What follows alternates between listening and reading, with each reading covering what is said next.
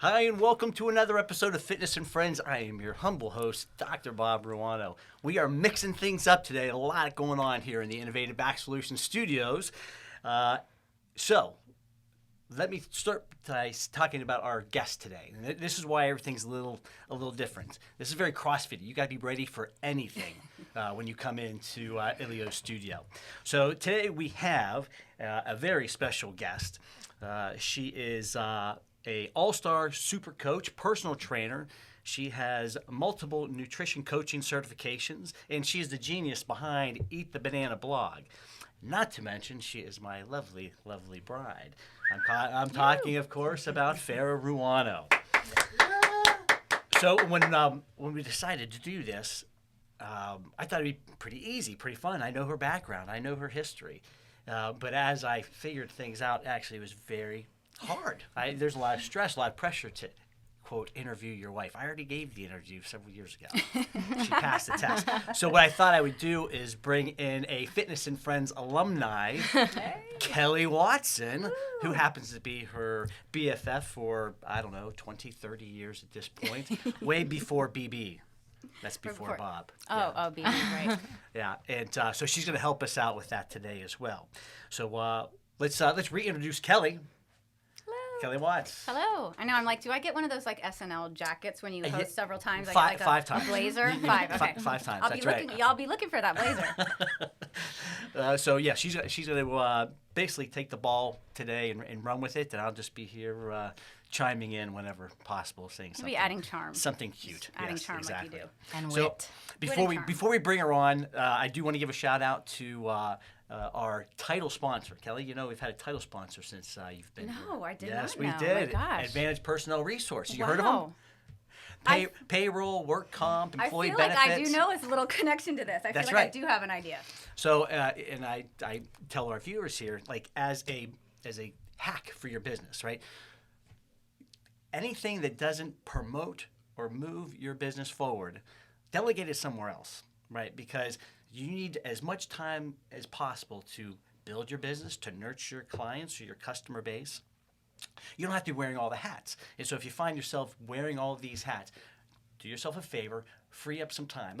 At the end of the day, you're trading out, there's only two commodities, right? Time and money. You can always make more money.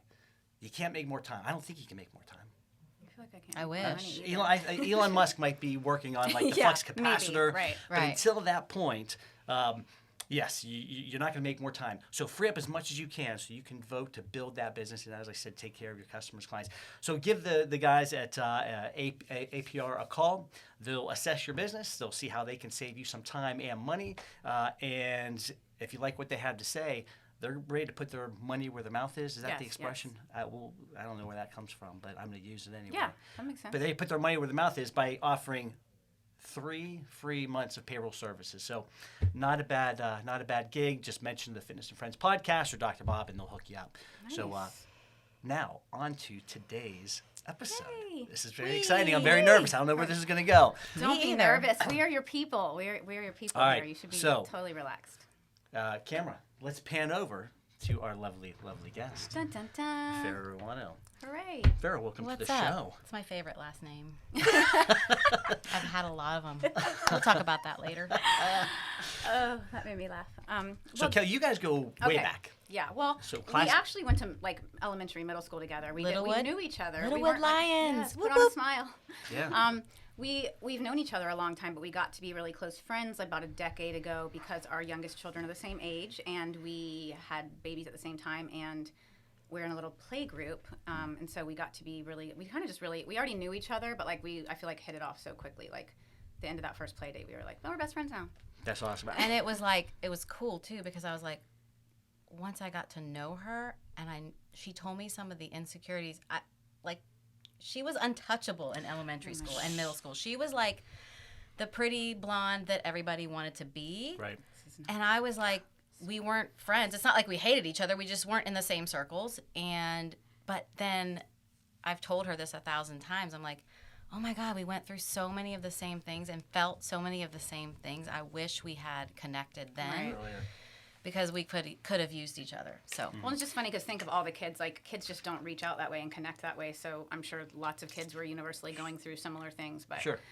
We did connect at the play date, and it was actually we both were doing Zumba. Like, just at Gainesville Health, I had seen you at Zumba. Yeah. I went with like some of my friends, and you went with your friends, and we kind of all Zumba was kind of the thing. I think because I did it even when I was pregnant in the beginning a little bit. Yeah. I think it was something a lot of us were doing when we were pregnant. It was really fun. It was like dancing and a workout, which is better. and social. Yeah, it was really fun. Like, Zumba was really fun. And I remember I was actually really intimidated by it. And the first time I went into Gainesville Health to do a class, I Same. remember I was outside like, is there a bar? I need a shot. Like, I feel like I'm going broad daylight into a club to dance in front of everyone. Like, so it was a different thing, but it's very fun. And once you got comfortable.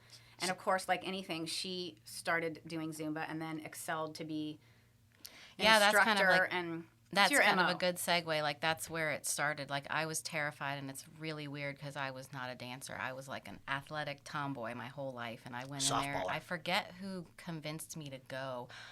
I don't it remember. Maria? No, I didn't know her Oh, yet. you met her through that. I met Okay, her gotcha. through there, and Maria actually is like kind of the first person that was like, whoa, because she was very inspirational. Shout out, Maria, on the stage. And so so I was like, I don't care if I can't dance. This is so fun. Yeah. And so I just got really into it, and I would like come hell or high water, not miss her class. And then I got to know another friend, Cindy, and another one, Christiani. Those three, I would kind of follow those three around because they Right. were so inspirational. And then suddenly I was like, I'm good at this. Like, I got this. I just remembered. I miss your Zumba clothing phase. Oh, yeah. God, that was the days. I just remembered. I just pictured that, and I was like, oh, I miss that. You were really in it, like the clothing. That was like the. Oh, I forget about that. That's that why. was, When I- That's how he fell in When love I, with me. Oh, when I, you when I were- first, yeah, it was, she she was- came to do strongman Yes. at Prime when she was wearing like like rocking these the Zumba these clothes, like- genie Yes. pants, and then The these change. these out of high them. top Yeah, like. the high tops is what stands out in my Yeah. mind. The Zumba high tops is what's up. But I was like, who is this punk? Right? She's so cool. Like, who's cooler? But that really, to me, that was like my first experience with seeing how you are as far as you're so ambitious. Everything that you do. I mean, even the selling, was it 21? Or not? 31. 31, some number, I don't know. Like candles, like anything, like everything this woman does, she goes all in. She goes all in. She's so ambitious. She takes it to the top. She becomes like the manager, the owner, the boss, the biggest seller. Like, I'm just over here like, I'm just trying to buy a candle. I don't know. I just want to buy a bag. I'm good. I don't need to sell it. I'm good. But everything you do, you really excel, and that's the main thing that has stood out to me over our friendship is how everything she does, she's good at. And if she's not in the beginning, she becomes good at and excels at. And that was the same with Zumba. And then when we were having the play dates at my house and I had the gym and we started talking about Primal and I was doing, You were personal training out of your house, right? yes, I had a gym and I was Yes. personal training out of my house and I was not coaching, I was training at Primal. And I went back very shortly. I started about, Emmy was like maybe 2 months old, my youngest child when I started. And so you guys would come over and we'd have the play dates and I would start, you were the most curious, like, so what do you do? Or what do you, like, what made you interested in that? Like, that's what I always wonder. What made you Well, start to? And like, I'll rewind. Like a lot of people look at my journey and they think it started with Zumba, but what a lot of people don't know, I just remembered the other day, is I actually moved to Atlanta in my mid-20s and got addicted to spin and became a spin instructor for a half second, maybe for a few months, and loved it, but then it felt like a chore and a job, and I wasn't in the right gym environment. I don't think it was like a Bailey. No, not a Bailey's. Another one that starts with a B that wasn't really, it just Wasn't your didn't scene, feel like a right. community. And so I didn't stick with it. But that was kind of like my first exposure to teaching. Yeah, it just shows the interest was always there. Yeah. And actually, funny story, I was visiting Gainesville while I still lived there, and I was going to a spin class at Gainesville Health and Fitness. The instructor didn't show up, and all the members are sitting there, and I'm like, hi, I'm certified. Y'all want me to just teach? And so I just Oh my gosh, that's amazing. got up and taught Funny. That at is Gainesville Health and awesome. Fitness in some class of random people who were waiting for their regular instructor, who they're That's probably like, who is this amazing. chick? But I'm like, I can figure this out. I mean, I know how to do it. I'm doing it Right. right now. And then I just kind of but then it started in the Zumba arena. Namely Maria was that inspiration of like, God, she, like, we all, like a few of our friends that we're all going together were like, she's just mesmerizing up there. And then I thought, I'm just going to get certified, but I'm not going to ever teach. And actually Maria's like, okay, we'll see. That's what they all say. And then I ended up doing that, getting classes at Gainesville Health and Fitness, and a couple other locations. But then you were doing your thing at Primal, but like to me, Primal was untouchable. Like that was like the elite athletes of Gainesville. I tried to get you to come there for so long. And you were doing that, but then also you're like, hey, I got certified.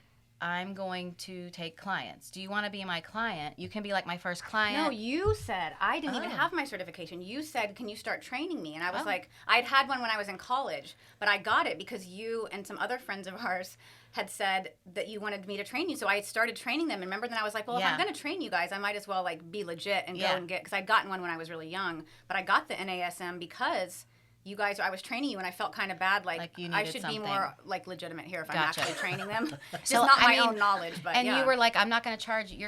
I was like your guinea pig, essentially. Yeah. And like, I was committed. Like, you were so 2 committed. days a week for how many years? I mean, it was like 2 years that 2 I years. went to you 2 days a week. And it's funny because I didn't notice much, but like some of your other friends would see me in pictures and be like, dang, Kelly, what are you doing with her? Look at her arms. And da-da-da. And I'm like, this is fun.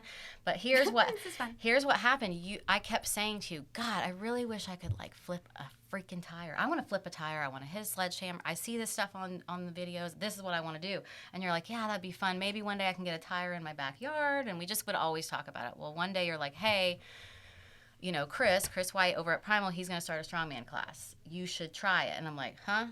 So you talk to him and I talked to them, and there was like, I guess I could buy like a pack just to go there. But let's revisit the fact that it took weeks and weeks, if not months, for me to convince you to actually come in and I was try. terrified. You were so terrified, and it's like so interesting to me that just observing your journey, just, you know, I was saying to Bob the other day, like the student becomes the teacher, literally. Like you were so intimidated to come, and I remember you were only going to do strongman. You got a special exception. I did. Chris C-Dub made a special package just for her that she could only do strongman and not the rest. She only wanted to do strongman. I wasn't going to do the And that rest, was yeah. like, those were the days. We had Girl. so much fun, and those out in the parking lot, flipping tires, dragging Fun, sleds. best, like you I just- mean, it was just... Yeah. The first day I pulled up in the parking lot and the sledgehammer. other class was finishing, and I just sat there like, I'm What am I about to doing? do that. Like, no, like I don't want to go in there. Yeah, but we I was felt so so scared. strong, and it was so fun. Like Oh, those it was were amazing. those are some of my best memories of like workout days. Like that was just because it was so hard, but like you wanted to do it so bad. Like if we never missed, And it was we always wanted to, badass. yes, we felt so strong and It was empowered, and like badass. I'm sledgehammering a tire, I'm flipping like a And the several Atlas hundred-pound stones, remember tire. like the first time I Yes. tried to do an Atlas stone and I couldn't, and then like 3 weeks later I had it, and I was just we had like so some marks on our Yes, shoulders, we like love those from marks the and stones bruises. scratching us. Like it was so empowering. But that's really where whereas I kind of, like I was already in it, I was committed. You just kind of, like everything that you do in life, excelled so much. I mean, when you got into it and you committed, once you got really like into it, then you continue from there to like not only take the regular group classes, the strength classes, everything that Primal's offering at this point, which is several different kind of categories of class. And then, of course, you go on to work there and coach there. And then, I mean, you know. Then the litany of certifications that she started to seek out to improve. Again, I go somewhere and I'm just like, oh, cool, I'm taking classes. She goes somewhere, she's like, okay, cool, I've done 3 classes. Now I'm going to teach. How do I become the head coach? What happens here? And I'm like, she is amazing. Yeah, I just I don't know, like when I get into something, we were just talking about this, Elio, marketing is just it just comes naturally to me. If I like something, I'm going to talk about it. Right. And like if I like something, I want everyone that I know and care about to know about it, because they should be doing something that is so awesome and fun too. I like to share, I guess, the love or the whatever it is with everyone. And it just felt so good. I remember my first group class. I had, eased away from just doing strongman, and I joined the gym, and looking across the room, you and Chris were over there on the strength side, and you were like both staring at me like just laughing, because I was like dying in my first group class, and they're like, it was like my first FYF or something like that, and you were over there during strength, and you were like, oh, Like, you got it. you got this. So I mean, that's kind of where it all began, and then from there I just kind of tying in with my Well, then you got your NSM through that, right? So then being inspired by you and how you helped me, I thought, well, I just want to learn. I did the same thing. I just want to learn. I don't want to be a personal trainer at all. I did not. I'm like, I'm not going to be a personal trainer. I'm just going to learn. I'm going to do this to learn. No, I remember you saying that. You were like, I think I'm going to get mine just, because I just want to know more about it. And yeah, I just want to know. I was saying like Maria, like, okay. And so I got it. And then Chris approached me and said, when you finish, if you want to do personal training here, you can. And I'm like, huh? Like, what does that mean? Yeah, remember I was a little bitter about that. I was like, Chris. You're like, what about me? Yeah, I was like, hi, remember I brought up? her here. I've been here. I've already certified. Remember me? Yeah. So that was a tough time. Well, to be fair, she's relentless in her pursuit Well, of she whatever. is. I'm not good at She doesn't hear no. self-promotion. I'm She not just hears good not at like, no. I'm just like, hey, did you want to approach me and ask me to Yeah. coach here? No, you didn't. Oh, I have to ask you. Okay. Yeah. You're good at that. I'm not. I'm like just waiting for someone to tap me and say, hi, did you want to work here? Yeah. So, and I started there with that and I enjoyed it, but then I guess somebody left. And so Chris was like, well, we've got these Monday or Tuesday, Wednesday, Thursday, you could coach at night. And I'm like, huh? Me coaching group there? Are you serious? Like, no, I'm not that caliber. So, shout out to him for seeing that in me because I don't know that I ever would have pursued that in my mind. I thought, I can do a one-on-one thing like with anybody, but this, they're not going to listen to me. They're not going to think I know what I'm talking about because these guys are like athletes. I mean, you did amazing, like everything, and that's where Bob entered the picture. I was lucky enough to already know Bob, and we did. Yeah, he's a great guy, and I remember we would go and watch, like, you were doing a lot of the, Primal was participating in all those. It was like Lead and Primal and a lot of them. We were doing all of the kind of open workouts. Yeah, we were doing just lots of competitions, like local. Like it seemed like every week there was somewhere. And you would do gym. Some of those. I did a few. It's not really my jam, as we all know. I don't they're still talking about it, Kelly. Oh yeah, they're still talking about that one Gainesville Health and Fitness I did. Yeah, throwdown. That 2016 throwdown with Erin Slater when she was pregnant, and she crushed me. And she was pregnant. But yeah, no, that's competing is not really my thing. But we would be at them all the time. I would always go watch and like support everyone. It was just fun, like as part of the community. Social. Just we wanted to go and watch. It was that like was our social part. outing, and we were like rooting for everyone. And you had like the T-shirts, and it was like Team Bob, and we had all the. And I remember that was like the beginning of the. I was like Team Bob, but she was like Team Bob in a different level. I was like 2.0. I'm Team Bob, yeah, but she was like Team Bob, where I was like, it was brewing, and so you guys had that immediate. It was brewing. It was brewing. It was brewing. The timing of that was. And I have to, like in my head, I think back, if Kelly had never pushed me to go to Primal, would I have ever met this man? I don't know. You're and welcome. That's like Team Third Wheel. I created Team Third Wheel for myself. Exactly. And, the timing of it all was weird. Obviously, everybody knows there was drama. It got a little scandalous, perhaps. Right? I think it was more oversold than it really was. There I think you guys connected because you were both going through a similar experience in your life. Yes. At the ending of your marriages. 100%. And you connected on that, and you obviously can't help if you're attracted to someone or you have that, but not acting on it or just, hey, we're connecting. Like, we're both going through the end of a marriage. This is tough. We're having similar experiences, and you happen to have the similar interest of Primal and this venue to kind of hang out, work out, see each other at these competitions. And, it was... Everyone saw it. It was no avoiding it. But it was neat to see you guys, like once you guys got together and you were officially a couple and it was a thing, your support of him and all of his, and he is since now this Mr. #1 CrossFit awesome star of Listen to you. You are. I mean, he is. But like really, and you correct me if I'm wrong, but I feel like the support of this lovely lady here has really. Oh, it made all the difference. I mean, she has been. I would have retired many years she's ago. Been your #1 fan, your #1 support, and like I think you also really got motivated and like you guys together at Primal and just in your workouts, not even just Primal, that's where it started, but like your garage gym, your wherever you go, you've gone to some other gyms, I know you've done a couple things at Lead or whatever, but I've really seen you guys encourage each other's fitness, and like it's so much easier if you're like partners out, like, hey, I'm gonna do a workout in the gym, like, okay, I will too. Then like I'm home on Sunday by myself at 10. I'm like, I think I'm good with this Northwoods Law episode. I'm like, keep it rolling. It's definitely easier. I mean, I'm not one. I love the group environment. Like I thrive off of that. I'm a coach. I'm a personal trainer. I can design my own workouts, sure, but it's not as fun. Well, we've always said this. Like I can do it at home alone. You don't like to. I don't love that. Within the last year, I have gotten better, and Bob's been impressed by it. I've gotten worse. The pandemic kind of made me shift focus. The pandemic, and I work at Orange Theory, and Orange Theory shuts down, and that was where I was doing my primary workouts before it shut down. And then I was like, I'm going to lift weights. I've been following this one particular program, like woman on Instagram, and just inspired by her.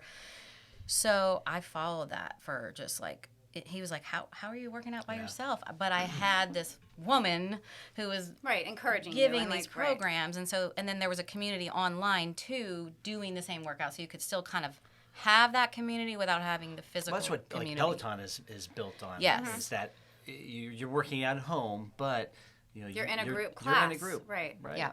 Right. Yeah. And so there are people to chase. There are people chasing you, and there's and a push. Like you said, like, okay, I work my way to the top. So I evolved, and Primal was like where I got my start, and I definitely learned a lot from you. I learned a lot from Chris, as he's a great trainer, a great coach. So learned a lot from him. But then, life is life, and so moved on, more Orange Theory.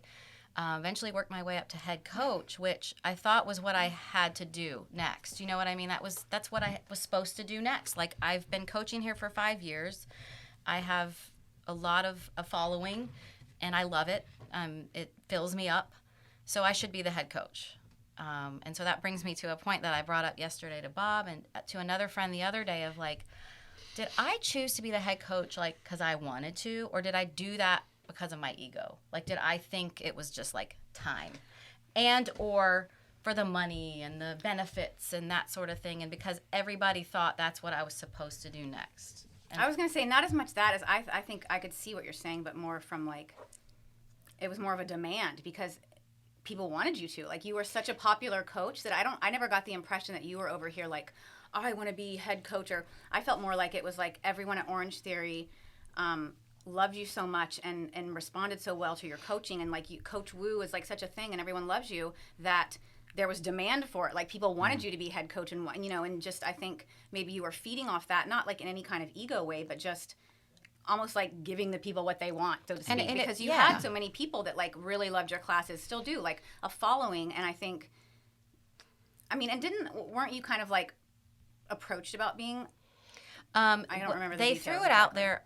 And I think part of it is after the pandemic happened, we reopened, and a couple people, our other head coach left, and then, the owner at the time, we just had one head coach, decided he was going to have one for each studio. So I thought, well, so they just threw it out there to the staff, and I said, well, this is what I should do next, right? Like, this is what I should do. It's genuinely what I thought I wanted to do. And when I was doing it, I did it for 4 months, loved it in the moment, every time I was there, but I was so exhausted and drained. Well, you're getting up at like 4 a.m. and just missing so much.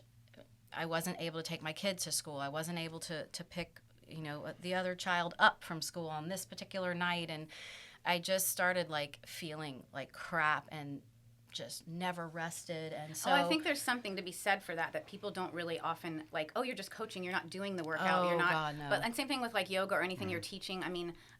I think it drains your energy, even if you're doing very little.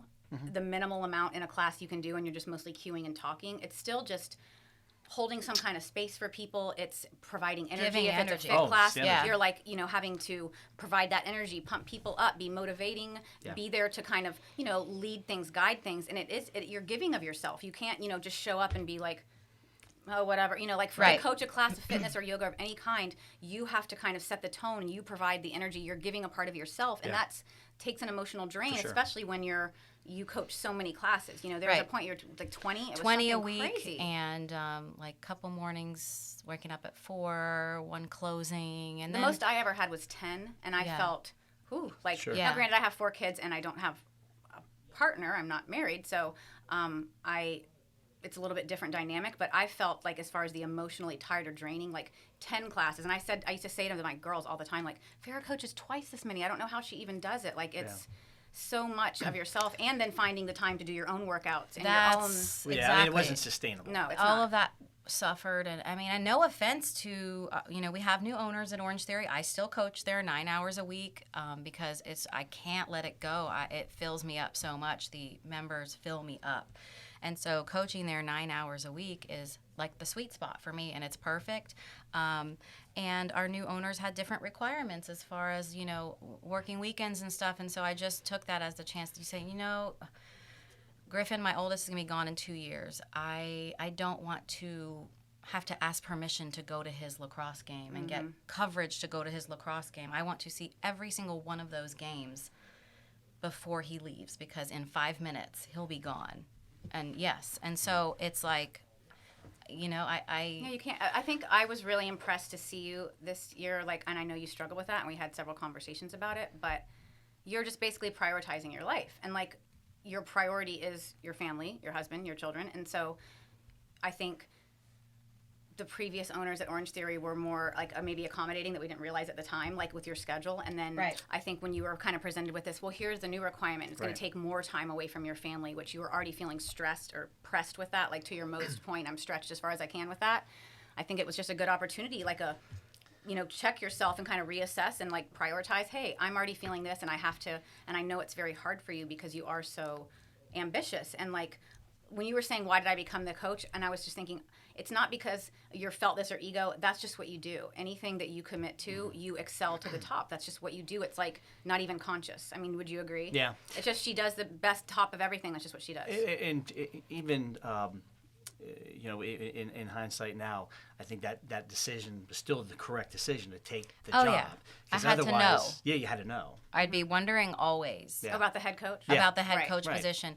And when I did it, I did a damn good job. I'm not trying to be you do a good job at everything you do. That's why you excel. I know that I did well at it. I loved it. I loved working with coaches and molding coaches. That was my favorite. That was my reason for wanting to do it, was to give to those coaches what other people gave to me, what you gave to me, what Chris White gave to me. And I have to throw out Sally, who trained me at Orange Theory. Those people those people gave me the things that I needed in my toolbox to help me be a good coach, and I wanted to give that to somebody else. And so that was but I can still do that. They come to me for advice still. I can still say, hey, you want some feedback? Yeah. I don't have to give up my life to be able to do that. Well, and it seemed more like the head coach role. I mean, correct me if I'm wrong, because obviously I only know about Orange Theory through you, but it seemed more like that was having a lot to do with maybe more office responsibilities and paperwork and things of that nature. Ish. That didn't bother me as much. But I mean, more than it's not like head coach meaning you've been there as long or longer than most anyone, right? The longest. The longest, because we all know how you started 6 there a long time ago. almost. Yeah. And you've been there a long time, so I think, just prioritizing that, or just you do well at everything you do, so that's going to happen. I think it was really nice to see you kind of be able to take that step back, even though I know you struggle with that, to kind of say, hey, my own personal life, and you're so giving to everybody else, and they want this and they want me to teach this time. Yeah. You don't want to let down your students. And it was nice to see you put yourself at first and say, I need more time with my kids, my husband, Yes. I need to sleep. There were so many.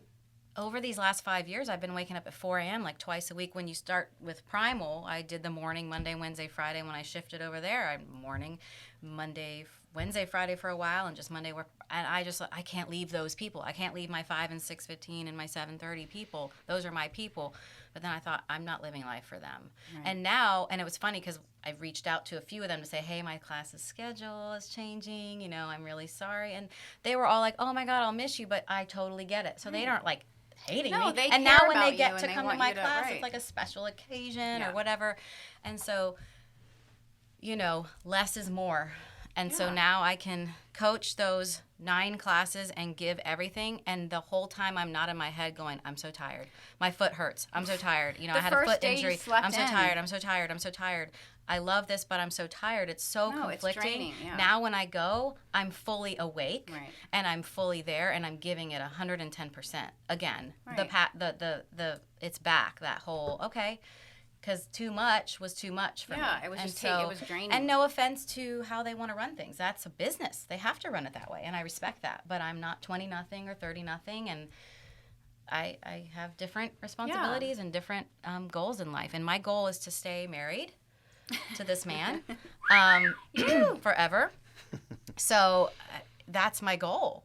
You know, I love my children. When you said there's, and I'm not 20 or 30 something, I think that I just want to tap on that, like, because I feel that same thing, obviously, at Yoga Pod. I do think there's a little bit of, there's that kind of pressure almost. I don't know if pressure is the right word, but like awareness of, gosh, there's so many people that teach here that like are in their 20s, don't have kids, aren't married, don't have necessarily responsibilities. I mean, of course, you have school and you have whatever you have going on. I'm not trying to like downplay a 20-year-old person's life. You can downplay it. Okay, well, I'm not going to say that, but you know what I'm saying. We can look back and downplay it and be like, gosh. I mean, but like that kind of, when someone's asking, you're constantly like, oh, well, I can't because my kid, or this, or that, and you're, where else someone else like, sure, I've got availability. Yeah. There is that little bit of like awareness or pressure almost of kind of to do it be anyway. there and to do it anyway, because all these other people are that don't have those things. I had to do this, what he said, I had to do this to let go of that pressure. Right. Now, I'm not like, oh, but they're doing that, so I should do that. I'm like, I'm doing this. That's what this did for you. Yes, this taught me that. Yeah, you were like, you know what, this is my priority, and whatever has to happen. Yeah, now I've answered that question. I'm done. And now I'm not even sure I'll go back to any sort of 9-to-5 thing. I think like I'm happy doing what I'm doing now. I can help him with he likes to say our business. That's adorable. And Innovative Back Solutions. Little things Check us for out. him. Just a little plug. But I also like, I just want to be able to pour into my kids right now and hit him and everything instead of well, it's like when everybody else. Austin, I come home and just go in my room and lay down because I literally can't do anything else. Remember, you were just saying that where no you're like, energy. I can't. I just have to like, hey kids, sorry, I'm going to lay down. Right. And when you're getting up at 4 and you're giving, 20 classes to coach a week, I don't know how you even. And that's not yoga or like that's energy. Oh no, that's and like high that's what energy. people that takes a lot. who have not been to or done Orange Theory don't know that. Yeah, They don't know. No offense, like Primal is amazing, but I coached at 2. It's harder to coach at Orange Theory. Yeah. And I'm not trying to minimize It's a different energy that, but it's like I'm on a clock. It's 3, 2, 1. It's constant. You can't even turn around. You can't pee. You can't breathe. Yeah, you're. So it's 3, 4 classes in a row, and you're just. Yeah, it's a done. lot. Hey guys, we're gonna wrap things up. Oh my here. gosh, we could talk forever. But this Well, I'm is saying so we didn't fun. even get into Eat the Banana Oh my gosh. and the Oh, anti-diet right, culture. The anti-diet thing. We're Like, gonna have to do a Oh, part yeah, two, that's a huge a redux, piece there. right? I just do want to say she has such. I really like. I guess that went by fast because I really did want to talk about like your nutrition. That's a whole separate piece of your knowledge and like a whole different branch you went out on that is a whole nother topic to like, and the blog and then the everything whole, how that affects everybody and dealing with. Well, body I just image. got tired of being in jail and diet jail. Yeah. I got tired of it. Kelly, as the co-host, I'm gonna punt to you for our closing segment. Okay. The final 2 questions. Hand me the card back so I can just be sure. I already know the question. So the 2 questions, I got 2 questions for you here. Bob, via me, has 2 questions for you, although he probably knows the answer. I probably know it too. Have you ever experienced in your life any kind of failure of any sort that at that time seemed like really devastating and you weren't going to be able to carry on, but in hindsight, after the fact, when you've come through it, it actually turned out to be a blessing in disguise or something positive? Yeah. Yes. Bob is my 3rd husband, so a lot of people know that about me and maybe judge me for it or don't, whatever. But I used to judge myself over that. When I realized my 2nd marriage was failing, I think I was texting with you and calling another one of our friends at the same time. I was in my bathroom and hyperventilating. I was going to say the bathroom. Hyperventilating in my bathroom going, I have to do this. I have to leave him. And I didn't want to, but I knew I had to. I felt everybody's going to judge me. I have 2 baby daddies, 2 kids from 2 different dads, 2 divorces. Like, I am a failure. I did not leave my husband for Bob. People probably think that. All of that was happening before I met him. I will vouch for that. And the nail in the coffin was trying to go on a trip with my ex and realizing there was just all the work that we were trying to do. I wasn't going to be fulfilled and happy. And so I had to. When I knew that I had to, I thought, what will everybody think? What are we going to do? Oh my God, how will I do this? I've been a stay-at-home mom. What about, my master's degree? I haven't used that in so many years. I got to get a job. How am I going to financially survive, and et cetera? So fast forward, it ended up being a blessing because I ended up jumping into the fitness arena and obviously working my way up to be able to make a living doing that, still supporting myself and my children. But then it also led me to him. So This is where I'm going to cry again on the end. Instead of her, I'm going to start crying. that was kind of it. But yeah, I remember just thinking and telling you guys, like, I'm going to be a failure. I'm a failure. And finally, like, year or two later, with my therapist, worked out. She's like, why are you beating yourself up continually over this? It's not like the Scarlet Letter. You're not. Right. You're not. Can you imagine that day we were having in the bathroom, the day you're referencing that day, if you could have, I just had the weirdest thought, like to somehow, when you were having that feeling of like terror and anxiety and like what's happening in my life, and this is, again, and all the things you like just a described. panic attack. Yeah. If you could have somehow seen or like, you know, just a glimpse of this life that you would have now, and this love, and this. Well, hindsight's 20/20. You guys know you are my like couple goal. We've already had that conversation last time, where like I just love you guys so much, and your love makes me so happy, and I'm so happy I've been there from day one, and so I definitely know that has been such a blessing, and I'm so happy for you. And it really is like if those times when we've been through so many things together, I could literally cry right now, all of us, but. Just to see you end up with Bob, who is wonderful and I love, and who you guys being so happy, like it really is amazing to like just that journey. So I'm so happy for you guys. You know that. But last question, that's less emotionally heavy. If you could choose one exercise, only one, to do forever the rest of your life, what would it be? And why? Deadlifts. Oh, girl, you love a deadlift. That's my jam. That's your jam. I was telling Bob, I was like, any hinging exercise, really. Deadlifts, kettlebell swings, a dumbbell snatch. But namely the deadlift because it's full body. I mean, you've got core involved, back, everything is involved. All the things. All the things. All the things are involved. So if I could only do one, I would just deadlift. I do really love a heavy deadlift. for That's the like rest my of only life. PR that was above like 200 pounds. Yeah, that's also maybe it's that too. Is like I feel confident, like I can deadlift over 200 pounds. It's not torturous. And it's I'm a good like, exercise. wow, like I never thought I could. I couldn't lift now. anything like that. Don't get me wrong. So yeah, maybe it's a confidence booster thing. Well, Mrs. Ruano, thank you for joining us today in the Blue Room on this very special edition of Fitness and Friends. Hey, Kel. I'm going to put you on the spot. Oh, good. How would you wrap up today's episode? Like, what do you mean, just like a general? Yeah, like general overall thing. Like I would say, hey, if you liked and enjoyed this episode, give us a like, a share, maybe subscribe on YouTube. I think we might be on Apple Soon. I would say all those things. Also, check out Eat the Banana. Eat the Banana. That's right, eatthebanana.com. Yes, if you want to check out, that is a conversation for another day, but the great blog and lots of great information. And I think the takeaway is this. If you have a passion inside of you, you've got to explore it. Because otherwise it will be a hanging chad, as we say, that is in the back of your mind like, oh, what if? Oh, man, what ifs suck. Mm-hmm. And just taking that first step. Like she said, I'm not going to teach, I'm not going to coach, I'm just going to learn. Yeah, just that first step. That's right. Whatever you have to do to kind of coax yourself into doing it, just go for it. Go for it. No one's gonna laugh at you, right? Even if they do, they might. They might. Do, that's fine. Just go for it anyway. That's part of it. That's part of it. Just go for it anyway. I love it. So again, thanks again for tuning in, and we will catch you next week. Thanks, Kel, for joining us today. Of course, anytime. We'll do it again soon. Woo! You. Yeah, that's easier to do. It's fun. Yeah.